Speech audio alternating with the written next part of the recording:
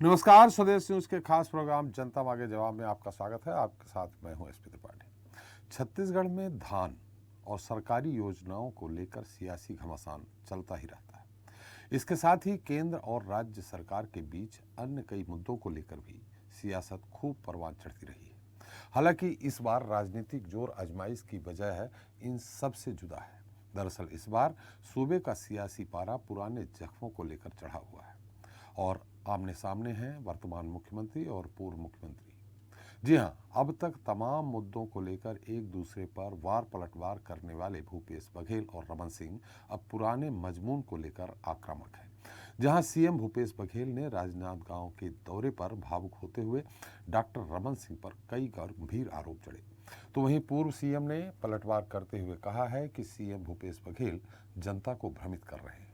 खैर, कौन सही है और कौन गलत, यह अलग बात है, मगर सवाल ये उठ रहा है कि आखिर दोनों दिग्गजों के बीच चल रही इस जुबानी जंग का निष्कर्ष क्या निकलेगा। इससे किसका क्या भला होगा, जनता किसकी बातों को सही मान रही है, चुनाव में इसका किसे फायदा और नुकसान हो सकता है। जनता मांगे जवाब में आज चर्चा इसी को लेकर होगी। आज के मुद्दे जख्मों पर जंग में।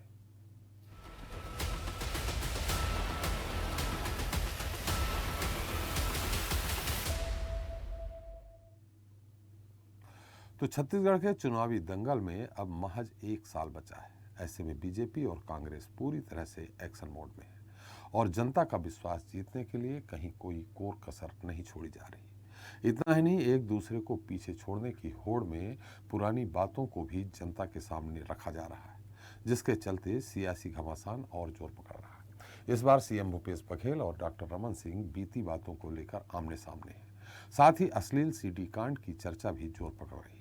खैर, कौन सच बोल रहा है और कौन झूठ, इसे लेकर चर्चा शुरू करें उसके पहले देख लेते हैं हमारी खास रिपोर्ट। क्षेत्र में आया, बड़ी कीमत चुकानी पड़ी, न केवल मुझे बल्कि मेरे साथ में डरता नहीं। कहीं कोई समझदारी नहीं हुआ, बुलाया गया और न किसी प्रकार की उनको नोटिस दिया गया। छत्तीसगढ़ में छिड़ा अब नया सियासी घमासान। वर्तमान सीएम और पूर्व सीएम के बीच पुराने जख्मों पर शुरू हुई सियासी जंग। बड़ा सवाल, आखिर कौन बोल रहा है सच। छत्तीसगढ़ में इस वक्त मौजूदा मुख्यमंत्री भूपेश बघेल और पूर्व मुख्यमंत्री रमन सिंह आमने सामने हैं। पुरानी बातों को लेकर दोनों के बीच जुबानी जंग लगातार तेज होती चली जा रही है। बता दें कि बीते दिनों जब सीएम भूपेश बघेल पूर्व सीएम रमन सिंह के गृह जिले राजनांदगांव के दौरे पर थे, तो वह न सिर्फ भावुक हुए बल्कि उन्होंने पुराने जख्मों के बारे में बताते हुए पूर्व सीएम रमन सिंह पर जमकर निशाना साधा। सीएम भूपेश बघेल ने कहा कि मुख्यमंत्री रहते हुए रमन सिंह ने उन्हें और उनके परिवार को खूब परेशान किया।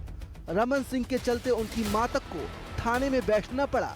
सीएम भूपेश बघेल ने डॉक्टर रमन सिंह पर कई और भी गंभीर आरोप लगाए। FIR किया गया, झूठे प्रकरण में फंसाए गए, जेल में डाले गए, मुझे और मेरे पूरे परिवार को मां सहित थाने में बैठना पड़ा। मेरी पूरी संपत्ति की जांच कराई, घर की जांच कराई, मां कभी थाने नहीं गई थी, उसको बिठा दिया गया। बड़ी कीमत चुकाया मैंने। मुख्यमंत्री के बयान पर पूर्व मुख्यमंत्री ने भी जोरदार पलटवार किया है। रमन सिंह ने कहा है कि भूपेश बघेल ने राजनांदगांव में जो बोला झूठ बोला। इतना ही नहीं, रमन सिंह ने कई और भी आरोप जड़ते हुए कहा कि 15 साल के बीजेपी शासन में रामराज था। कि जो ये भेंट मुलाकात में नौटंकी करते हैं और जिस प्रकार भेंट मुलाकात में घड़ियाली आंसू बहाने का काम राजनांदगांव में किया, झूठ बोलने का काम किया। साफ शब्दों में कहता हूं कि उन्होंने कहा कि उनकी मां को, उनकी बेटियों को थाने में बुलाया गया, सरासर झूठा है। 15 साल भूपेश जी रामराज था, छत्तीसगढ़ में शांति थी। रमन सिंह यही नहीं रुके, उन्होंने जेल भेजने वाले सीएम भूपेश बघेल के आरोप पर कहा कि उन्होंने कार ही ऐसा किया कि जेल जाना पड़ा। पूर्व मंत्री की अश्लील सीडी आपने दिखाई। सुप्रीम कोर्ट में इसका मामला चल रहा है, जल्द इसमें फैसला आएगा। इधर सीएम भूपेश बघेल ने भी दो टूक कहा कि वे डरते नहीं हैं, कोई कितना भी कोशिश कर ले कुछ होने वाला नहीं है। यदि किसी पूर्व मुख्यमंत्री का अश्लील सीडी लहरा लहरा के प्रेस के सामने सार्वजनिक रूप से दिखाएगा तो उसके ऊपर कार्रवाई तो होनी है। और वो भी सीबीआई ने कार्रवाई की, सीबीआई ने जेल के अंदर डाला, जमानत में आज घूम रहे हैं और आरोप लगा रहे हैं कि उन्होंने उसमें गिरफ्तारी की। आपने ऐसा काम किया भूपेश जी कि जिसकी वजह से सीबीआई इस केस चल रहा है और आज दिल्ली में सुप्रीम कोर्ट में मामला चल रहा है और इसका भी फैसला जरूर आएगा, क्योंकि इतना बड़ा अपराध जो सार्वजनिक रूप से हुआ है कभी छुप नहीं सकता। डरता नहीं मैं। और अभी रमन सिंह जी दिल्ली जाते हैं या यहाँ केंद्रीय मंत्री आते हैं तो चुपका देते, चुपका ये और बचा, इसका और जांच करो, इसका और जांच करो, इसका और जांच करो। तो जितना कोशिश कर लो कुछ फर्क नहीं पड़ा। जब सत्ता में थे खुद प्रताड़ित किया, अब यहाँ नहीं है तो दिल्ली के माध्यम से वो करा रहे हैं। वर्तमान सीएम और पूर्व सीएम के बीच इस वक्त जिस तरह से जुबानी जंग चल रही है, उसे देखकर लग रहा है कि आरोप प्रत्यारोप का दौर जल्द थमने वाला नहीं है। हालांकि वार पलटवार के बीच जनता ये जानना चाहती है कि आखिर सच कौन बोल रहा है। ब्यूरो रिपोर्ट, स्वदेश न्यूज। जनता मांगे जवाब में छत्तीसगढ़ के आज के मुद्दे पर चर्चा करने के रायपुर से जुड़ रहे हैं कांग्रेस प्रवक्ता हैं अजय गंगवानी साहब हैं, बीजेपी प्रवक्ता केएल चौहान जी हैं, शिवसेना के प्रदेश सचिव संजय नाग जी हैं, वरिष्ठ पत्रकार शंकर पांडे जी हैं और स्टूडियो में मौजूद है हमारे साथ स्वदेश न्यूज़ के managing editor RP Srivastava ji. आप सभी का हमारे इस खास कार्यक्रम में बहुत बहुत स्वागत है। सबसे पहले चौहान साहब, आपसे ही सवाल है। चौहान साहब, मेरी आवाज़ आ रही है आपको? आ रही है जी। चौहान साहब, ये तो सबने देखा है कि भूपेश जी थाने में बैठे हैं, उनकी शायद माँ भी पहुंची थी, फिर भी रमन सिंह जी कह रहे हैं कि कभी उनको सम्मन नहीं जारी किया गया, तो फिर यूं ही चली गई थी उनकी माँ थाने में, पुलिस स्टेशन में? जी त्रिपाठी जी, जी सबसे पहली बात तो ये है कि प्रशासनिक प्रक्रिया और शासनिक प्रक्रिया अलग अलग होती है। प्रशासन अपना काम कार्य करता है जी, और अगर ऐसा कुछ सम्मन जारी हुआ है जी, तो उसका रिकॉर्ड होता है जी, अगर ऐसा कुछ एफआईआर या कोई रिपोर्ट होती है तो ऐसा कोई रिकॉर्ड होता है।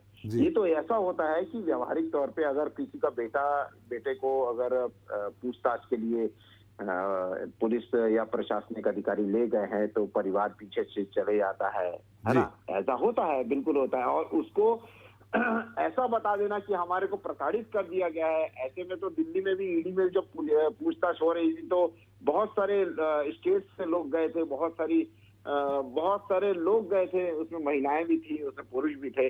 तो इसका मतलब ये नहीं है कि ईडी ने या कोई प्रशासनिक अधिकारियों ने उनको तलब किया हुआ है, उनको लाया गया है, उनको जबरिया बिठाया गया है। और प्रशासन में ये व्यवस्था है कि 24 घंटे से अंदर आपको या तो पूरी रिमांड में लेके आपको कोर्ट में पेश करना पड़ेगा, और ये तो व्यवस्था सब जानते हैं। और प्रशासनिक व्यवस्था से ऊपर और कोई है भी नहीं।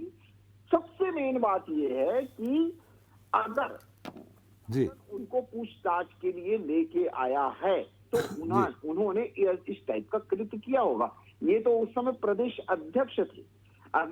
अगर कोई मतलब मामूली आदमी भी होता है, कोई छोटा सा कार्यकर्ता भी होता है या आम जनता भी होती है, तो भी प्रशासनिक अधिकारी उसको 24 घंटा या पूछताछ के लिए अगर ऐसे ही नहीं पकड़ के ले जाएगा, किसी को भी पकड़ के नहीं ले जा सकता है। कानून कायदा संविधान के हिसाब से सभी लोग चलते हैं। मैं पूछना चाहता हूं, हमारे माननीय मुख्यमंत्री जी थे कि आपने भी अपने पिताजी को जेल में लाया था ना?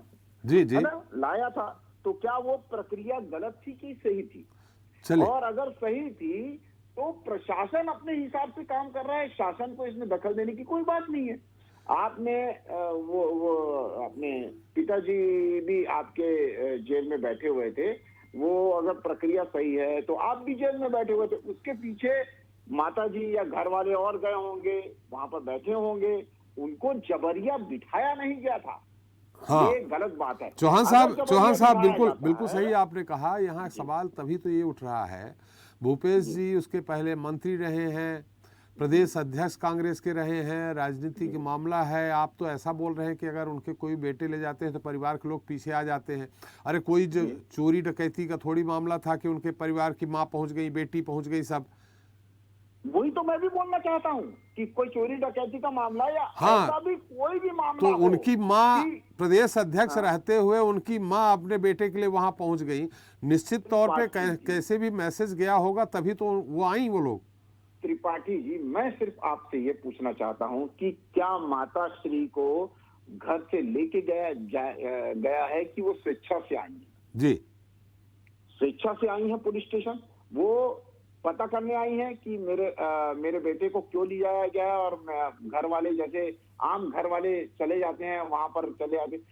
लेकिन ये कानूनी व्यवस्था, भारतीय संविधान और भारतीय कानूनी व्यवस्था इस टाइप की ही है कि आपने अगर कुछ नहीं किया है तो पुलिस जांच पड़ताल के बाद आपको छोड़ना ही पड़ेगा।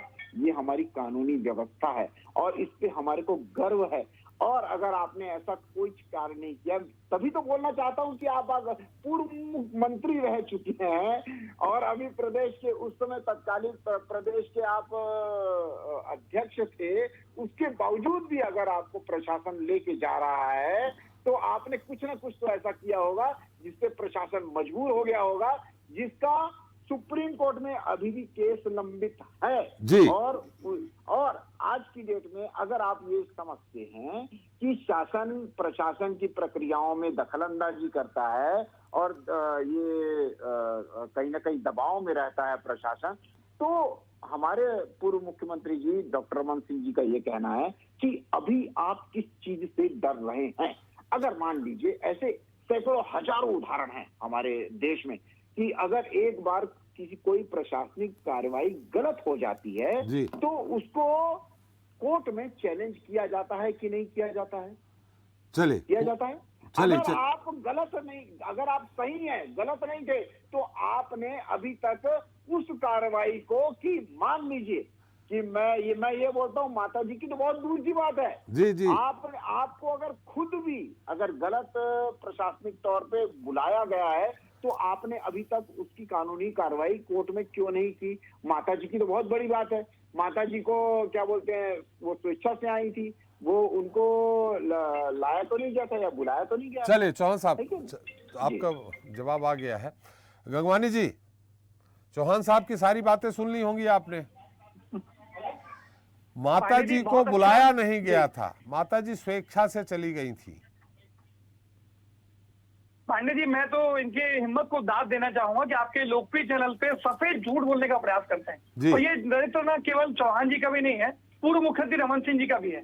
देखिए, पूरे छत्तीसगढ़ की जनता जानती है, उस समय आप भी मीडिया से जुड़े व्यक्ति हैं, आपको भी बहुत अच्छे से पता है। यहाँ पांडे जी वरिष्ठ पत्रकार बैठे हैं, प्रत्येक आदमी इस बात को स्वीकार करेगा कि उस समय कहीं ना कहीं जो माननीय मुख्यमंत्री जी थे वो रमन सिंह जी के क्षेत्र राजनांदगांव में उन्होंने दौरा किया प्रदेश अध्यक्ष के रूप में, और कहीं ना कहीं उसका हर्जाना उन्होंने भुगता। क्योंकि भारतीय जनता पार्टी के चरित्र रहा है कि अगर कोई इनके खिलाफ कोई आवाज उठाता है, कोई विरोधियों के जो स्वर है वो दबाने का जो चरित्र है वो तत्कालीन मुख्यमंत्री रमन सिंह का भी नहीं है, आज कहीं ना कहीं केंद्र की मोदी सरकार का भी है।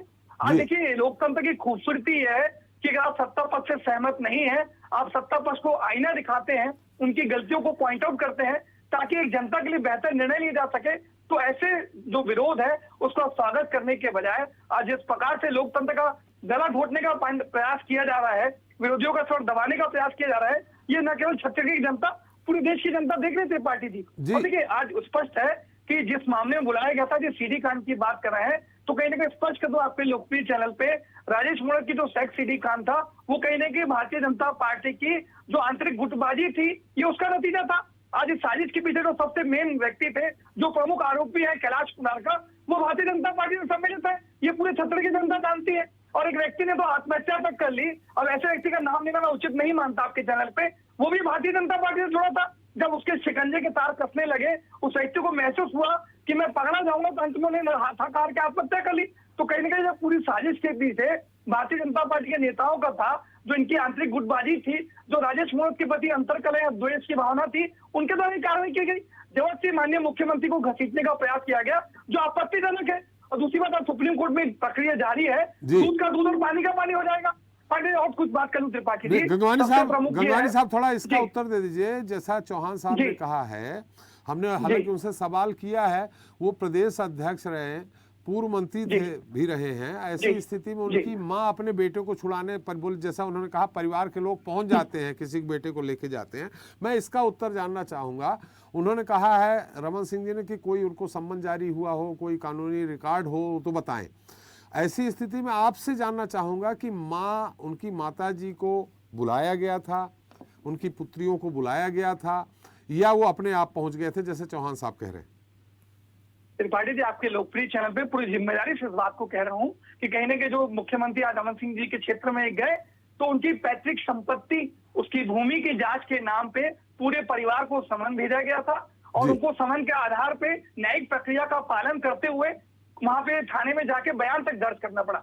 आज इस बात को न चौहान जी स्वीकार करने का नैतिक साथ दिखाएंगे और रमन सिंह जी को तो झूठ बोलने की आदत है और ये पहली बार नहीं हो रहा है। आज फर्जी टूल किट जब त्रिपाठी जी इन्होंने शेयर की थी, ट्विटर जैसे सबसे बड़ा प्लेटफॉर्म विश्व का आज मैनिपुलेटेड मीडिया का उसमें टैग लगाता है, तो कहीं ना कहीं भारतीय जनता पार्टी का चरित्र बन चुका है। चाहे नरेंद्र मोदी जी की बात करूं, रमन सिंह की बात करूं या बैठे जो भारतीय जनता पार्टी के प्रवक्ता चौहान जी, ये इस पर झूठ बोल रहे हैं। और एक चीज और स्पष्ट कर दूं, ये वही रमन सिंह है, मुझे बता दीजिए त्रिपाठी जी, आज कहीं ना कहीं जो ईडी है, इनकम टैक्स है, सीबीआई है या डीआरआई, जितने भी केंद्रीय संस्थाएं हैं, किस प्रकार से दुरुपयोग किया जा रहा है, संवैधानिक संस्थाओं को कमजोर किया जा रहा है, ये पूरा देश देख रहा है। मैं कुछ उदाहरण दे दूं। आज देखिए कहीं ना कहीं जो है 2008 में जो घोषणा पत्र रमन सिंह जी द्वारा जो चुनाव के साथ दिया गया था, उसमें उनकी संपत्ति थी 2008 में 1 करोड़ 4 लाख रुपए। 2018 में इनकी संपत्ति बढ़ गई 10 करोड़ 72 लाख, मतलब संपत्ति बढ़ गई 10 गुना। सोने की बात करूं तो था 55 तोला, जो बढ़ गया 235, 5 गुना सोना बढ़ जाता है। चांदी जो थी 8 किलो से बढ़ के 18 किलो हो जाती है।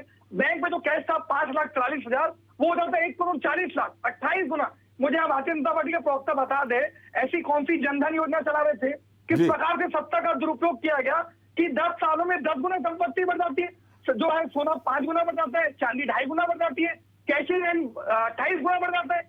तो क्या कौन आज भ्रष्टाचारी कर रहा था, कौन कमीशन खोरी कर रहा था, इस बात का जवाब देना चाहिए। और सबसे बड़ा आपत्तिजनक त्रिपाठी जी है, माननीय उच्च न्यायालय के द्वारा 22 अप्रैल 2022 को ईडी और सीबीआई को स्पष्ट समन दिया गया था कि आय से अधिक संपत्ति के मामले में रमन सिंह की जांच की जाए, उनको पूछताछ के बुलाया जाए। आज क्या 7 महीने हो गए त्रिपाठी जी उस चीज को, आज तक न ईडी ने उनको बुलाया न सीबीआई के द्वारा समन दिया गया। तो कहीं ना स्पष्ट दिखता है कि केंद्र की मोदी सरकार के जो अधीन केंद्रीय एजेंसियां हैं, वो सिर्फ विपक्ष और कांग्रेस के नेताओं पर उनकी राजनीतिक छवि को धूमिल करने के लिए पक्षपातपूर्ण कार्रवाई कर रही है। आज बता दें क्यों रमन सिंह को बुलाया नहीं जाता, क्यों 36,000 करोड़ का नान गुलाम हो जाता है, 21 लाख फर्जी राशन कार्ड बनाए जाते हैं। सीएम मैडम कौन है? सीएम चौहान साहब आ रहा हूँ, चौहान साहब आपके पास फिर आ रहा हूँ जी। गंगवानी जी, कौन देगा? गंगवानी जी समाप्त करिए, चिटफंड घोटाला हो जाता है। गंगवानी जी आज मैं वही जी समाप्त करिए, मतलब उत्तर भी तो ले लें। 10 सेकंड मैं 10 सेकंड आखिरी कमेंट कर देता हूँ मैं। देखिए त्रिपाठी जी 10 सेकंड आखिरी लूंगा त्रिपाठी जी। आय से अधिक संपत्ति 10 गुना बढ़ जाती है, उस पर कोई कार्रवाई नहीं होती। 36,000 का नान घोटाला था, उस पर कोई कार्रवाई नहीं होती। 6,500 करोड़ का चिटफंड घोटाला जाता है, उस पर ईडी कोई कार्रवाई नहीं करता।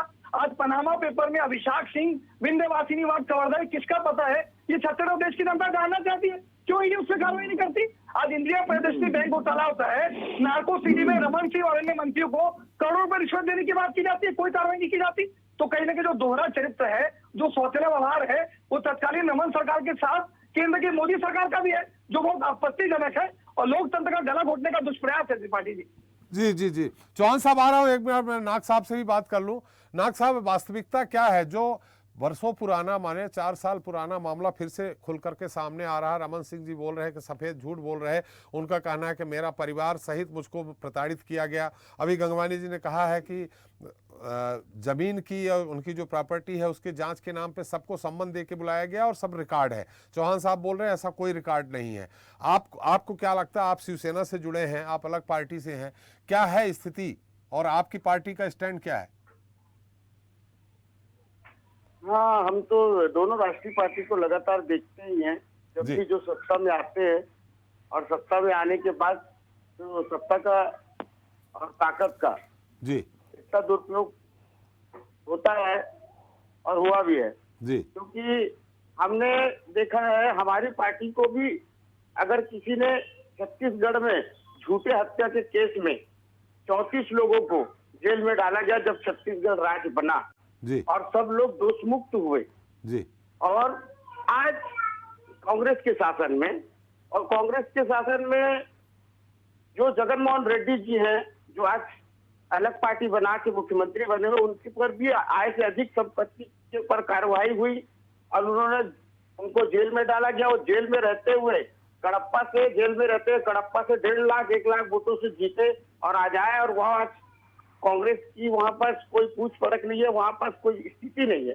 और हम देखते हैं जो लोकतंत्र वाली पार्टी है, जो चाल चलित चेहरा वाली जो पार्टी है भारतीय जनता पार्टी, जी जो अपने आप को बहुत ही ज्यादा ये प्रचारित करती है कि नहीं हम देश, हमारी पार्टी भारत देश की पार्टी है, भारत देश के लोगों के लिए काम करती है।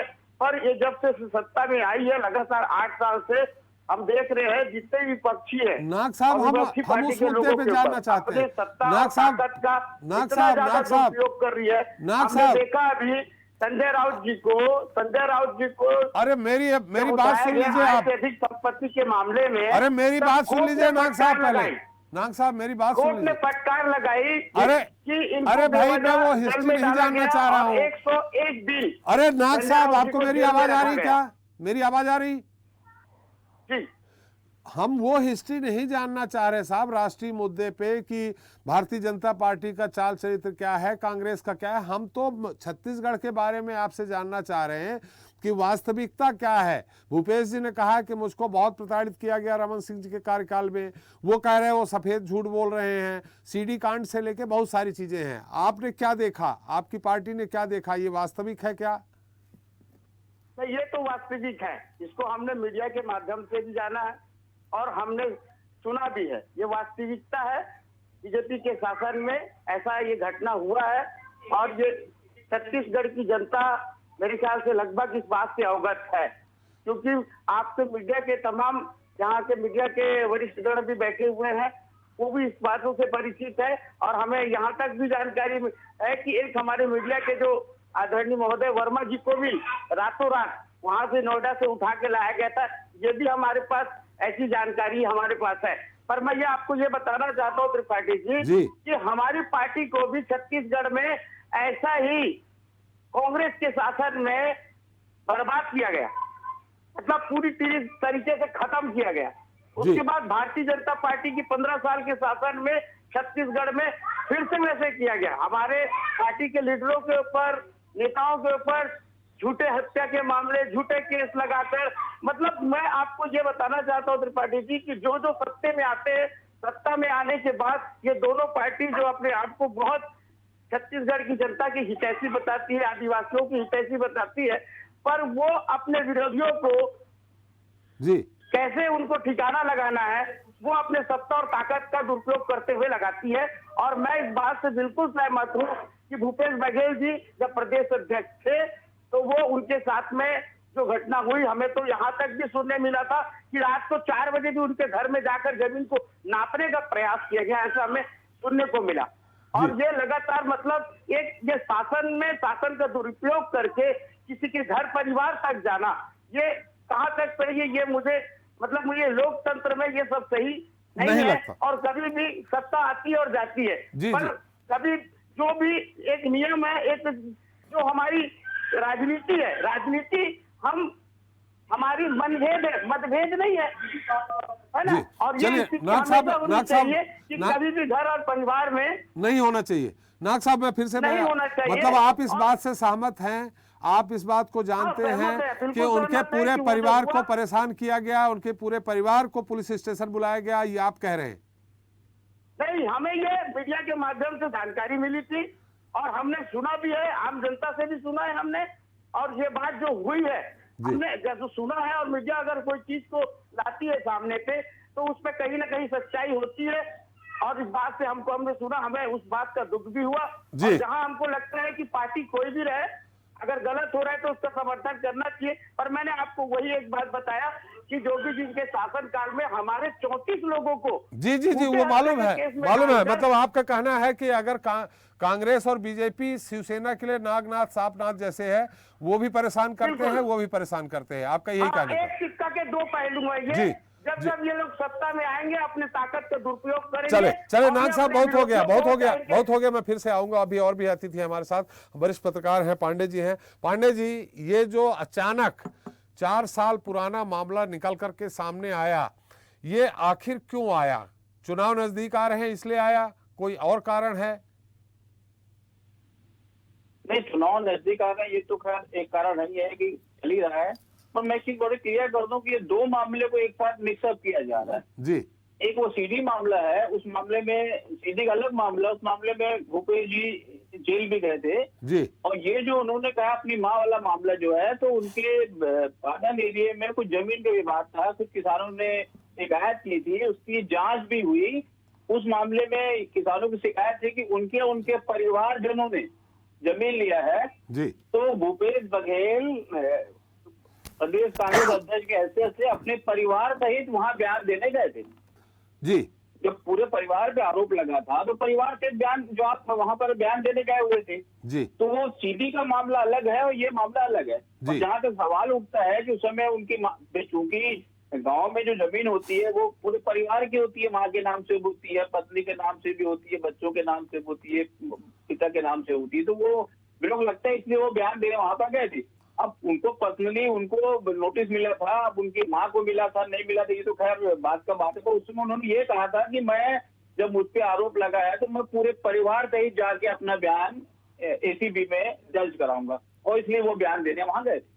जी, बयान देने वहां गए थे, लेकिन मतलब उस जो बयान देने के बाद जो उस जांच में कुछ तथ्य पाए गए जो नोटिस दिया गया व्यक्तिगत? नहीं, उसके बाद वो बयान देते गया, उसके बाद तो उस मामले में कुछ आगे कार्रवाई नहीं हुई। फिर तो कोई कहानी नहीं बनी कि वो आगे क्या हुआ नहीं हुआ, कैसा हुआ क्या हुआ। वो तो आगे फिर वो तो एसीबी का अपना वो है। उसके बाद जांच में सही पाया गलत पाया, उसकी जांच भी हुई। रातों रात वहाँ के लोगों ने जाके जमीन नापजोख भी किया, तहसीलदार ने दुर्ग के वहाँ के जाके पाटन एरिया के। पर उसके बाद तो उस मामले में आगे फिर कोई प्रगति हुई नहीं, ना कोई खबर आई, ना कुछ आगे बात बनी जी। उसका फॉलो अप नहीं आया।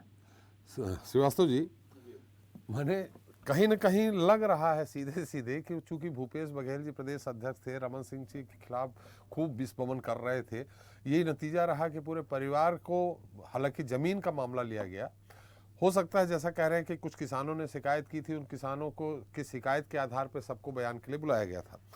लेकिन एक जो मुख्यमंत्री हालांकि बन गए, एक प्रदेश अध्यक्ष, पूर्व मंत्री भी रहे हैं, पूरे परिवार को रात में भी जैसा कह रहे हैं कि नापजोख होती थी, सुबह 4 बजे भी नापजोख होती थी। ये तो कहीं न कहीं कुछ लग रहा कि पूर्वाग्रह से ग्रसित मामला था।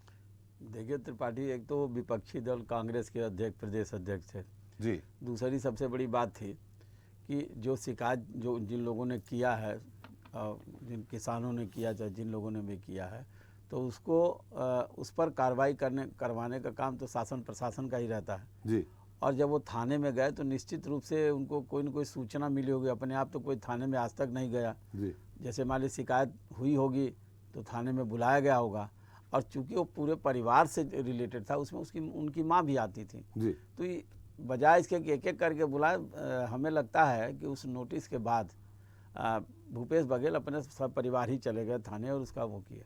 हालांकि उस ज़मीन मामले में अभी कोई आगे कोई न कोई कार्रवाई हुई, न कुछ हुआ, लेकिन फिर भी उनको एक तरह से तो ह्यूमिलेशन फील हुआ ही। और चूँकि उस समय मुख्यमंत्री रमन सिंह जी थे और रमन सिंह जी के इशारे पर ही पूरी व्यवस्था थी, तो एक तो राजनीतिक जो विद्वेष है जो आजकल देखने में आ रहा है पूरे हिंदुस्तान में, एक तरह की एक परंपरा हो गई है कि जो सत्ता में है वो निश्चित रूप से कहीं न कहीं जो विपक्ष है, जो प्रदेश में आवाज़ मुखर कर रहा, अगर कोई ऐसा मामला आता है तो थोड़ा 2 कदम आगे बढ़ के काम करता है जी। और शायद उस पर ज़्यादा कार्रवाई हो जाए, या उसका पॉलिटिकल करियर ख़राब हो जाए, या उसके ऊपर पूरी पब्लिक डोमेन में जो बातें आती हैं उससे स्थिति जो है वो नेता की छवि खराब हो। तो ये सब तो होता रहता है और ये सामान्यतः अभी पहले भी होता रहा है, आज भी होता रहा। अभी शिवसेना के प्रवक्ता जी बता भी रहे थे कि देखिए कांग्रेस के शासनकाल में उनके 35 लोगों के खिलाफ मामला हुआ तो उन्होंने उनको भी प्रताड़ित किया। उसके बाद बता रहे थे कि भाजपा के 15 साल के शासनकाल में हुआ। तो मेरा ये कहना है कि ये जो पॉलिटिकल प्रतिद्वंदिता है, इसके आधार पर भी बहुत सारे मामले हिंदुस्तान में हज़ारों की संख्या में जो कार्रवाई होती रही है और लोग करते रहे। जिसके पास सत्ता है वो निश्चित रूप से एक जो है प्रेशर बनाता है, उस पर दबाव बनाता है। तो आज जो परिस्थितियां हैं, जो आने वाला अभी 11 महीना बचा है चुनाव होने के लिए, तो अब एक जो इमोशनल कार्ड खेलने की कोशिश ज़रूर करेंगे भूपेश बघेल जी, और साथ ही साथ उसका जवाब रमन सिंह जी दे रहे हैं कि उन्होंने ये झूठा आरोप लगाया।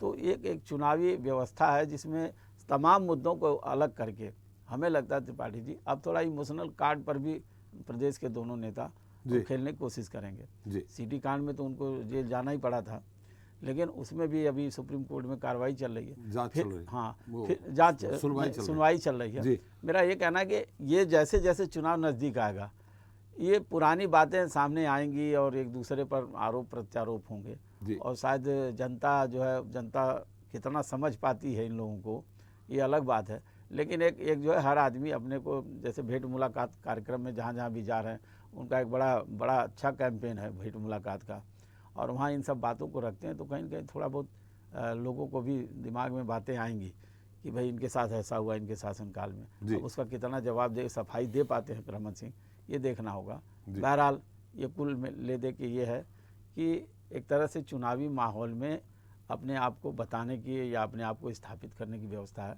कि ताकि जनता एक दूसरे के प्रति किसके प्रति कितनी आकर्षित होती है। जी गंगवानी साहब, पांडे जी कुछ बोल रहे थे, तब आप कुछ कहना चाह रहे थे। हम आपकी अनुमति हो कि मैं एक बार चौहान साहब से और बात कर लूं, फिर मैं कंप्लीट कर लेता सर। मेरा निवेदन था त्रिपाठी जी, थोड़ा सा कंटिन्यूएशन आ जाएगा। मैं पांडे जी को बात को कंटिन्यू कर लूंगा, 1 मिनट देंगे, मैं बाकी फिर चौहान जी को दीजिएगा। देखिए, मैं आपके लोकप्रिय चैनल को स्पष्ट कर दूं, शंकर पांडे जी वरिष्ठ पत्रकार हैं। उन्होंने स्पष्ट उससे इस बात को अंडरलाइन भी किया कि उस समय संपत्ति के मामले को लेके या उनकी भूमि के नपाई को लेके उनको स्पष्ट रूप से बुलाया गया। और देखिए, श्रीवास्तव जी भी वरिष्ठ पत्रकार हैं, उन्होंने इस बात को किया कि कोई व्यक्ति थाने के बिना किसी समन के, बिना किसी सूचना के जाएगा। त्रिपाठी जी, अगर आप और मैं थाने बिना किसी कारण के पहुंचेंगे क्या, या आप और मैं बिना अपने परिवार को लेकर थाने पहुंचेंगे क्या? जब तक हमें थाने के द्वारा कोई सूचना नहीं मिलती या फिर कोई समन नहीं मिलेगा, हम क्या थाने जाएंगे? लेकिन कहीं ना कहीं रमन सिंह जी में और मैं यहाँ जो बैठे प्रवक्ता चौहान जी में नैतिक साथ है कि सच को स्वीकार करें। और अगर कोई गंगवानी जी, कुछ किसानों ने शिकायत की थी, उसमें भी आ जाता त्रिपाठी जी।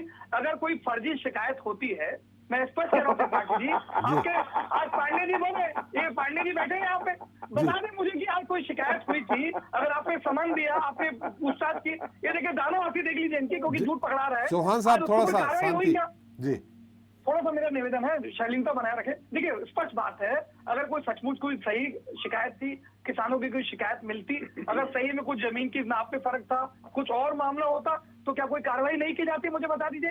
कानून आज भारतीय जनता पार्टी का चल रहा है कि येन केन प्रकार में विरोधियों के स्वर को कुचला जाए। कहीं ना कहीं जो कार्रवाई थी त्रिपाठी जी, ये बदला लेने के तहत विरोधियों के स्वर कुचलने के लिए इस प्रकार से कार्रवाई की गई। अगर इनको कोई भी छोटा सा लूजफुल मिलता तो क्या ये भूपेश बघेल जी पर कार्रवाई कर नहीं सकते? इस बात को चाहे शंकर पांडे जी और श्रीवास्तव जी भी स्वीकार करेंगे। गंगवानी जी उत्तर ले लेते हैं। गंगवानी जी, कोई कार्रवाई नहीं की गई तो इस बात का स्पष्ट प्रमाण है कि जो शिकायत थी पूरी तरह फर्जी थी, राजनीति से प्रेरित थी, राजनीतिक द्वेष के तहत, दुर्भावना के तहत। गंगवानी जी उत्तर ले लेते हैं चौहान साहब से। परिवार को बर्बाद करने के लिए की गई थी। चले चौहान साहब देखिए, ये आपने कहा, रमन सिंह जी ने कहा कोई सम्मान किसी, दोनों मामले अलग है। पांडे जी ने कह दिया सीडी कांड अलग है, वो अलग है। परिवार की संपत्ति को लेकर के सभी को सम्मान दिया गया। गंगवानी साहब भी बोल रहे हैं, उनके यहाँ तक कि माताजी को, पिताजी को, सबको। और वही पांडे जी ने भी स्पष्ट कहा, और नाग साहब भी बोल रहे हैं कि हाँ, ये तो हमें मालूम है, मीडिया के माध्यम से सारा मीडिया थोड़ा झूठ बोलेगा, तो ये तो स्पष्ट हो गया। और अगर बुलाया गया, बयान लिया गया, उसमें कोई आगे कार्रवाई नहीं हुई, यानी कहीं न कहीं राजनीति से प्रेरित होकर के ये सब किया गया। भूपेश बघेल जी बहुत ही अच्छे राजनीतिक स्टंटबाज हैं जी। उनको मालूम है कि किसी छोटे से मुद्दे को कितना बड़ा बनाना चाहिए। वो उन्होंने उस समय भी बनाया, अपने परिवार को साथ में लेके गए पुलिस स्टेशन। और नहीं, एक मिनट गंगवानी जी एक मिनट, चौहान गंगवानी जी, आपको उन्होंने सुना, आप भी सुनिए।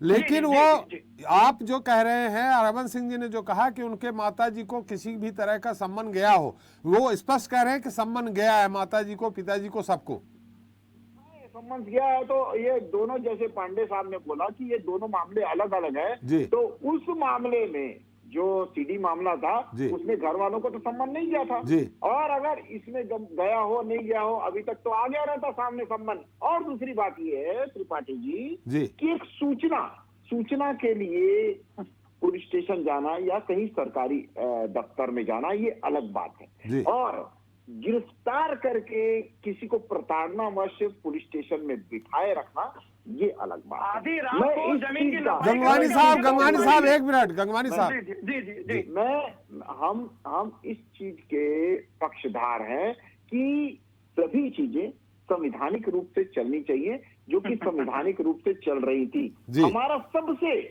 बड़ा जो बात है वो ये है कि वो प्रक्रिया जी वो सूचना के तौर पे बुलाया हो या ना बुलाया हो, या खुद गए हो या सम्मन के जरिए बुलाया हो या ना बुलाया हो, सम्मन ना दिया हो, मैं ये बोलना चाहता हूं कि सभी चीजें क्या संवैधानिक रूप से हुई थी या नहीं हुई थी, तो इसका आंसर है कि सभी चीजें संवैधानिक रूप से हुई थी। दूसरी बात यह है कि ये जो प्रक्रिया कर रहे थे वो प्रशासनिक अधिकारी कर रहे थे। क्यों प्रशासनिक अधिकारी शासन उनसे अलग थे क्या मुख्यमंत्री जी से? नहीं गंगवानी साहब, मैं सवाल कर रहा हूँ, रुक तो जाइए, मैं सवाल कर रहा हूँ। क्या चौहान साहब, क्या मुख्यमंत्री से अलग है प्रशासनिक अधिकारी? एक दूसरा सवाल ये है, दूसरा सवाल ये है कि तहसीलदार पटवारी लोगों के जूते घिस जाते हैं जाकर के कि मेरी नप्ती कर दो, और वो इतने तेजी से किसानों की शिकायत पे हुआ कि आधी रात भी नप्ती कर रहे हैं, सुबह 4 बजे भी नप्ती कर रहे हैं, इतनी तेजी से। ये कहीं न कहीं इशारा कर रहा है कि ऊपर से इशारा था। जी देखिए, बिल्कुल, बहुत अच्छा प्रश्न। किसी का केस त्रिपाठी जी 20-20 साल चलता है, 25-25 साल चलता है जी, छोटी सी धारा में जी। और किसी का केस बड़ी धारा में 2-3 साल 4 साल में निपट जाता है। इसको आप ऐसे तुलना नहीं कर सकते कि इसकी कार्रवाई बहुत लेट हो रही है तो दूसरे की कार्रवाई जल्दी हो रही है। इसका हम लोग बिल्कुल नहीं कर सकते। दूसरी बात यह है कि मैं इस बात से इत्तेफाक रखता हूँ, मैं ऐसा नहीं बोल रहा हूँ, लेकिन आप टेक्निकल तौर पे देखेंगे तो प्रशासनिक जो कार्रवाई है वो एक अलग है, शासन की कार्रवाई जो होती है वो अलग होती है। तब भी मैं बोलना चाहूंगा, एक ही बात बोलना चाहूंगा, एक ही बात, लॉजिकली ये बात गंगवानी साहब रुक जाइए ना, थोड़ा सा डिस्टर्ब होता है। इस बात को आप काट के बता दीजिए कि ये कार्रवाई प्रशासन के तौर पे संवैधानिक तौर पे हुई थी कि नहीं हुई थी, और अगर ये संवैधानिक तौर पे नहीं हुई थी तो भूपेश बघेल जी आज माननीय मुख्यमंत्री है, तो वो उन्होंने आगे की कोर्ट में इसका प्रति उत्तर के लिए इसको क्यों चैलेंज नहीं किया अगर वो संवैधानिक तौर पे नहीं हुई थी। तो मैं इस बात में ये बताना चाहता हूं कि ये बोला क्यों, ये बोला इसलिए, आपने भी क्वेश्चन पूछा था, शायद पांडे जी से पूछा था कि अचानक ये मामला क्यों उठ गया है। तो अचानक ये मामला इसलिए उठ गया है कि जो जनता के अनुरूप काम नहीं करेगा, जो जनता से घेरा जाएगा, जैसे कवासी लखमा जी घेराए हुए हैं 32% में, मुख्यमंत्री जी घेराए हुए हैं, और आप जनता से रूबरू हो रहे हैं, जो जनता की वादे को पूरा नहीं करेगा, जो प्रदेश से ज्यादा पार्टी के बारे में सोचेगा, जो पार्टी से ज्यादा। चौहान साहब, जो मैंने आपसे प्रश्न किया उसका उत्तर आप नहीं दे रहे हैं। मैं पांडे जी को जो प्रश्न किया उसका उत्तर दे रहे हैं। उत्तर दे रहा हूं मैं आपको। नहीं, आधी रात में सुबह 4 बजे जमीन की नप्ती पहुंचना, मैंने ये क्या बताता है, क्या इशारा करता है? फिर अभी तक कोई कार्रवाई, अगर आपने बुलाया एक प्रदेश अध्यक्ष के परिवार को, आप बुला रहे हैं बयान देने के लिए, उसमें कार्रवाई क्या हुई आपके ही मुख्यमंत्री के समय?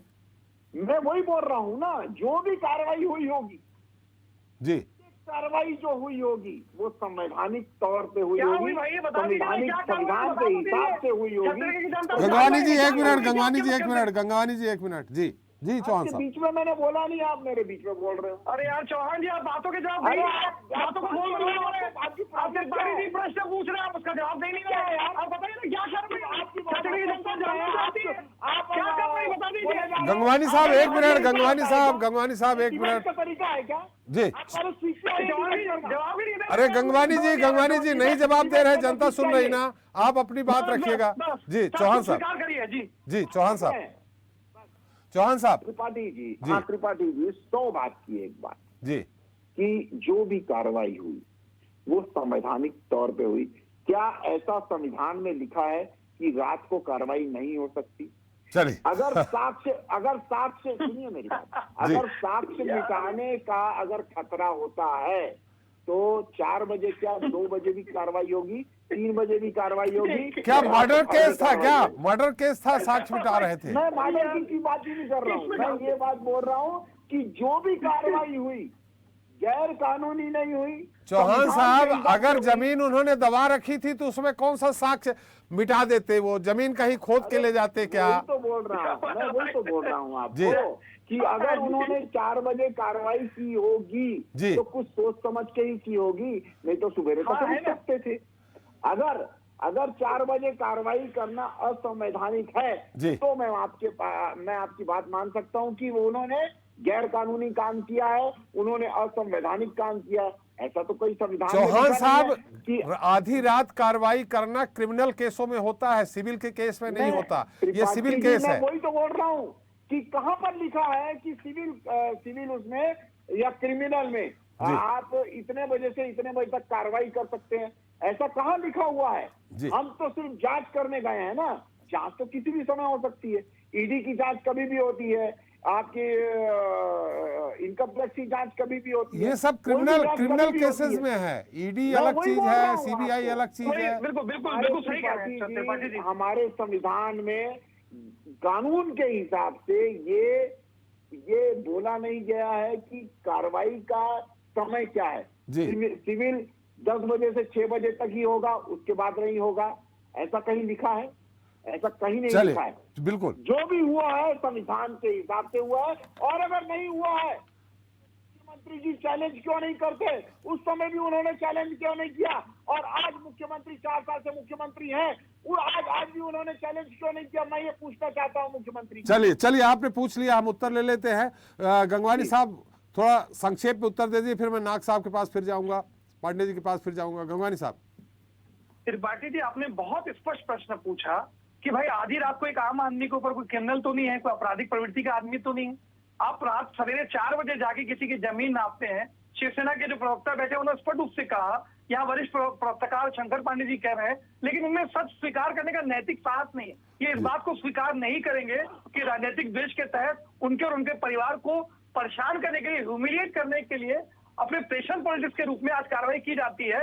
ये आधी रात को कार्रवाई कब करते हैं? जब हाथरस में जो एक पीड़िता थी बलात्कार की, उसका दाह संस्कार कर देंगे आधी रात को। किसके इशारे पर, किसको बचाने के लिए? इस बात का जवाब भारतीय जनता पार्टी के प्रवक्ता को देना चाहिए। कहीं ना कहीं ये शुरू से अपराधियों के साथ है, चाहे कठुआ हो, उन्नाव हो, हाथरस हो या गुजरात के 11 बलात्कारी हो, ये हमेशा बलात्कारियों के साथ खड़े हैं। मैं इस मामले की बात कर रहा हूँ जी। छत्तीसगढ़ की बात कर लीजिए गंगवानी साहब। छत्तीसगढ़ की बात कर लेता हूँ। आज चौहान जी, आज ब्रह्मानंद नेता एक ऐसा व्यक्ति, शांत होने के पहले को शांत कर लीजिए। इनकी पट्टी पोर पट्टी खोलेंगे तो शांत हो जाएगी। चौहान जी, गंगवानी साहब छत्तीसगढ़ पे बात करें। चौहान साहब एक मिनट उनकी बात आने दीजिए। जी गंगवानी साहब। छत्तीसगढ़ पे बात करता हूँ। देखिए, कहीं ना कहीं रमन सिंह जो है आज छत्तीसगढ़ में ईडी के ऑफिशियल प्रवक्ता हो गए। 14-15 अक्टूबर को 9 बजे आज ये ईडी का प्रेस नोट रिलीज करते हैं, 14-15 को ट्विटर पे और फेसबुक मीडिया पे, और उस दिन तक रात को 1 बजे तक एक भी जो है ईडी का ऑफिशियल प्रेस नोट नहीं आता। मुझे दोपहर चैनल पे जानकारी को दे दे, क्या रमन सिंह के ईडी का ऑफिशियल प्रवक्ता है कि ईडी के ऑफिशियल नोटिस के पहले ये अपने ट्विटर और फेसबुक पे कैसे शेयर कर देते हैं? दूसरी बात, आज 22 अप्रैल 2022 को उच्च न्यायालय के निर्देश के बाद भी जो ईडी और सीबीआई रमन सिंह पे कार्रवाई नहीं करते, बता दीजिए। दूसरी बात, गंगवानी साहब मुद्दे पे प्लीज, मुद्दे पे आ जाए। मुद्दे पे बात कर रहा हूँ। देखिए, मुद्दे पे बात कर रहा हूँ। नहीं, उनने सवाल किया है कि आखिर अगर इस तरह से व्यवहार उनके साथ, परिवार के साथ किया गया था, तो उन्होंने इसके विरोध में क्यों नहीं न्यायालय का या किसी और की शरण ली? मेरे को एक चीज बताइए, राजनीतिक विदेश के तहत अगर ह्यूमिलिएट किया जाएगा तो ये सिर्फ कोर्ट में कोई वो मामला बनेगा? मेरे को बता दीजिए आप। आज ये इनका चरित्र यहाँ का है क्या? आज एक छोटा सा एग्जांपल दे रहा हूँ। आज ईडी पूरे देश में एक भी भारतीय जनता पार्टी के नेता का बता दीजिए इस पे कार्रवाई हो रही है। मैं आपको नाम देता हूँ। राजस्थान पे अशोक गहलोत की बात कर लीजिए, इनको शांत कर दीजिए। चौहान साहब कृपया सुन लीजिए। आप शांति से मेरी बात सुनिए चौहान जी। आज एक चीज बता दीजिए, ये ईडी है ना, आज छत्तीसगढ़ का नान घोटाला होता है, क्या उसमें मनी का एक्सचेंज नहीं है? क्यों कार्रवाई नहीं करते? 6,500 का चिट फंड घोटाला होता है छत्तीसगढ़ में। पूर्व मुख्यमंत्री के पुत्र महापौर इनके आज ब्रांड एम्बेसडर बनकर घूमते हैं, गोल गोल रोजगार मेला लगाते हैं। आज उनपे जो ट्रांसफर होता है, एक गरीब का पैसा, आज कंपनियां लूट लेती है। क्यों ईडी की कार्रवाई नहीं होती? आज इनका धर्मलाल कौशिक, शांत हो जाए चौहान जी। धर्मलाल कौशिक जी आज खुद जाते हैं। चौहान साहब आंसर दे रहे हैं वो। चौहान साहब थोड़ा सुनिए, थोड़ा संक्षेप में। गंगवानी साहब संक्षेप में दे रहा हूं। आप देखिए, धर्मलाल कौशिक नेता प्रतिपक्ष है। पूरे देश में नेता प्रतिपक्ष का दायित्व तो होता है कि घोटाला हो कर भ्रष्टाचार हो रहे हैं उसको बाहर निकालिए। ये 36 लड़कों का नाम घोटाला होता है, उसके खिलाफ पीआई लगाते हैं कि जांच को बाधित करिए। आज झीरम में 32 नेताओं की हत्या हो जाती है, उसकी जांच के लिए जाते हैं तो ये पीआई लगाते हैं। मुझे बता दे किसके इशारे पर, किसको बचाने के लिए नेता प्रतिपक्ष जो है वो हाईकोर्ट में जाकर पीआई लगा रहे हैं। आज जो 106 पेज की डायरी मिलती है नाम घोटाले की, जब फाइनल चालान फोटो होता है तो 100 पेज गायब हो जाते हैं। सीएम मैडम कौन है, सीएम सर कौन है, चलिए अभी जो सीएम जांच क्यों नहीं होती है? अभी जो रमन सिंह जी ने कहा है, रमन सिंह जी ने कहा है कि सफेद झूठ बोल रहे हैं मुख्यमंत्री साहब, उस पर थोड़ा सा आप बता दीजिए। देखिए पूरा, देखिए हम उस पर आ जाता हूँ त्रिपाठी जी। आज देखिए मेरा यह है, मैं तो कांग्रेस का प्रवक्ता हूँ, मेरी बात छोड़ दीजिए आप। आज शंकर पांडे जी वरिष्ठ पत्रकार है, वो उस बात को स्वीकार करें। श्रीवास्तव जी वरिष्ठ पत्रकार है, उस बात को स्वीकार करें। या शिवसेना के नायक जी बैठे वो भी इस बात को कह रहे हैं। हम चारों लोग सच बोल रहे हैं, ये अकेले आदमी स्वीकार करने के लिए तैयार नहीं हो रहे। ये रमन सिंह वही व्यक्ति है जो टूल किट को, फर्जी टूल को शेयर करते हैं पूरे कॉन्फिडेंस के साथ। न केवल रमन सिंह, भारतीय जनता पार्टी का अन्य नेता भी।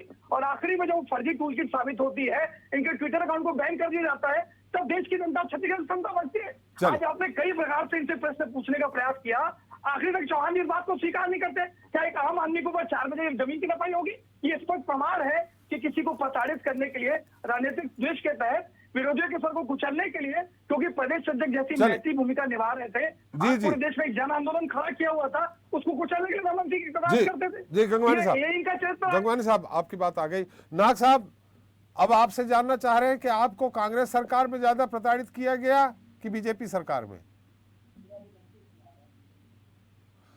प्रताड़ित तो दोनों सरकार में किया गया है, लेकिन बीजेपी तो आपके साथ रही है। अभी अभी अलग हुए हैं आप लोग कुछ दिन पहले, 3-4 साल पहले। बीजेपी स्लो पॉइजन है जी, वो धीरे धीरे मारती है जी।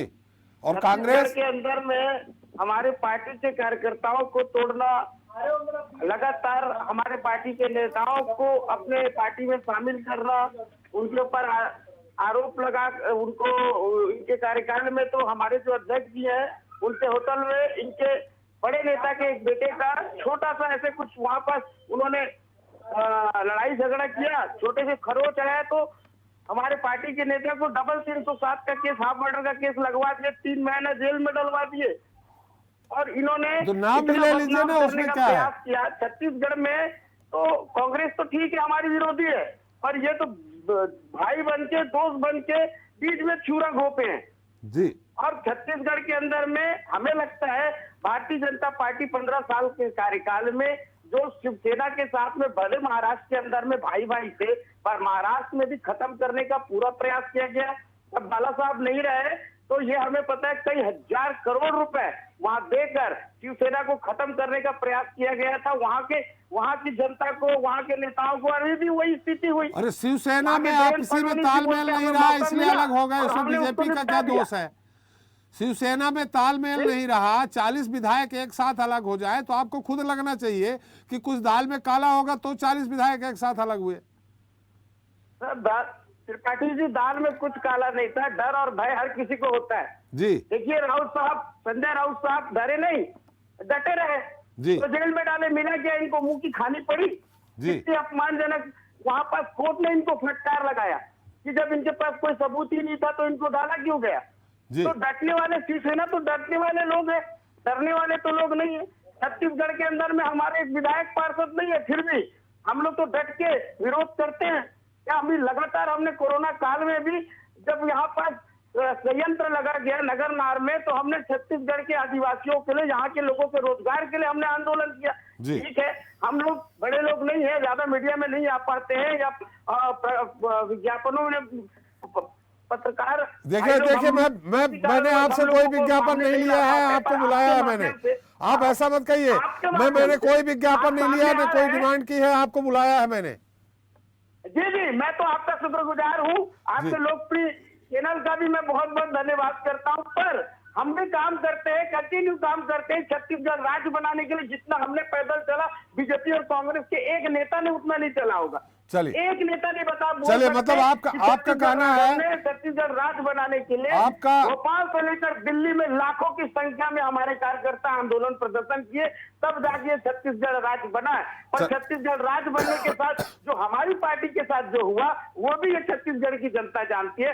उसके बाद जो भारतीय जनता पार्टी ने 15 साल हमारे साथ किया, हमारी पार्टी के पदाधिकारियों के साथ किया, मतलब वो भी छत्तीसगढ़ की जनता जानती है। नाग साहब, मतलब आपका कहना है कि बीजेपी हलाल करती है और ये झटके से मारते हैं, दोनों एक साथ जैसा है। कांग्रेस एक झटके मारती है, हलाल करती है। त्रिपाठी जी, पहले ही एक सिक्के के दो पहलू हैं ये, और ये दोनों अपने अपने जब शासन में रहेंगे तो अपने ताकत का पूरा दुरुपयोग करते हैं, चाहे किसी भी राज्य में हो चाहे सेंट्रल में हो।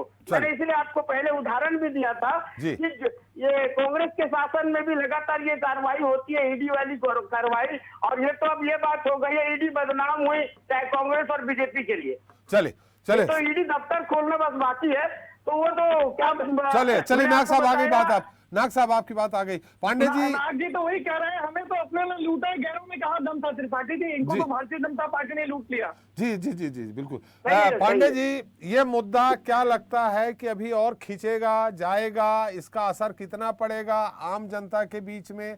आखिर ये क्यों अचानक, पिछली बार भी मैंने सवाल किया था, आखिर ये अचानक क्यों उठ पड़ा?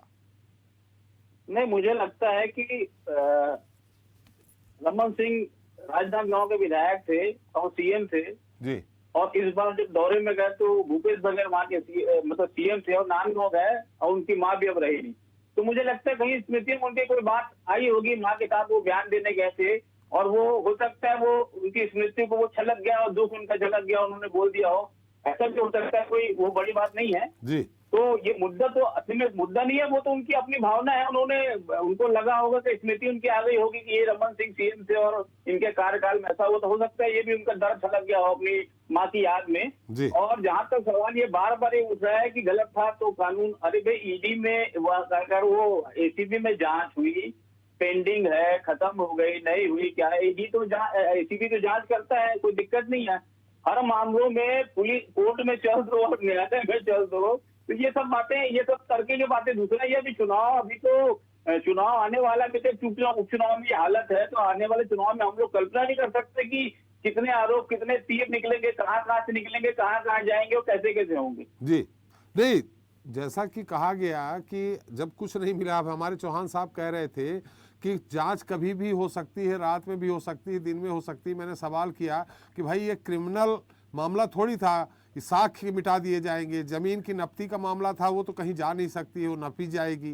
तो ये रात में कार्रवाई जो हुई या सुबह 4 बजे हुई, वो कितनी उचित थी?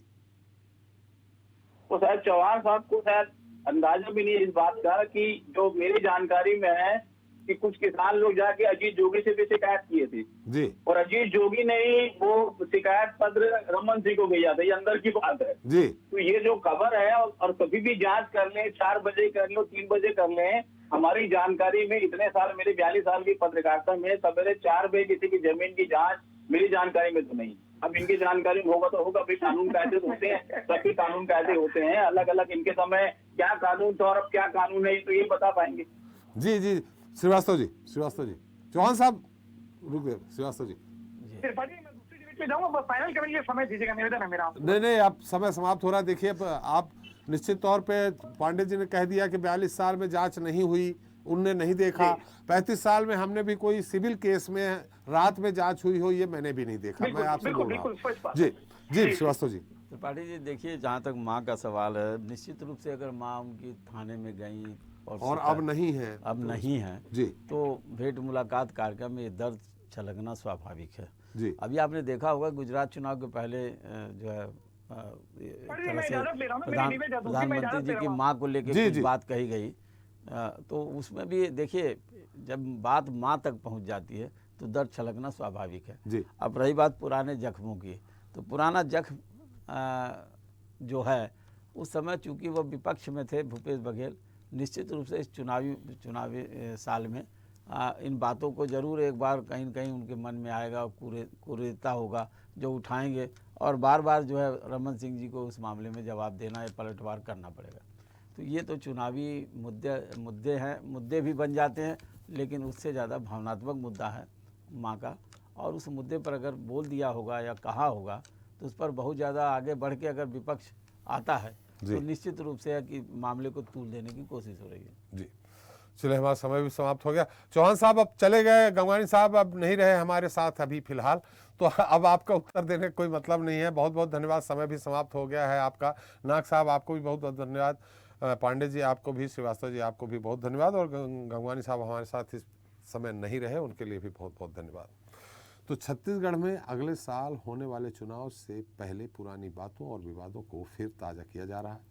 सीएम भूपेश बघेल ने जिस तरह से रमन सिंह के गृह जिले जाकर उन पर हमला बोला है, उसके बाद पूर्व मुख्यमंत्री भी चुप नहीं है और वे भी लगातार मौजूदा मुख्यमंत्री पर हमला बोल रहे हैं। लेकिन बड़ा सवाल ये है कि इससे जनता का क्या फ़ायदा होगा, इसका जवाब कोई नहीं दे रहा है। इसी के साथ जनता मांगे जवाब मिलता ही। नमस्कार।